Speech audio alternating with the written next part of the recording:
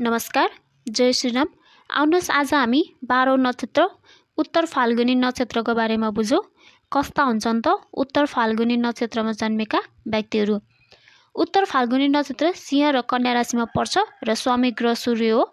यस नक्षत्रको देवता आर्यमा, तारा 2 र स्वरूप खाट हो। यहाँ खाटले आराम नभई विवाह र साझेदारीलाई जनाउँछ।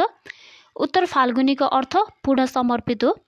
उत्तर फाल्गुनी नक्षत्रमा जन्मेका व्यक्ति सुरवीर, नरम बोल्ने, योद्धा, अनुशासित, विश्वसनीय, जिम्मेवार, स्थिरता, कर्तव्य निभाउने, असल मित्र, सामाजिक, इमान्दार हुन्छन्। यिनीहरूमा एक खास ऊर्जा र आकर्षक हुने हुँदा अरू व्यक्तिहरू यिनीहरूप्रति आकर्षक हुन्छन्।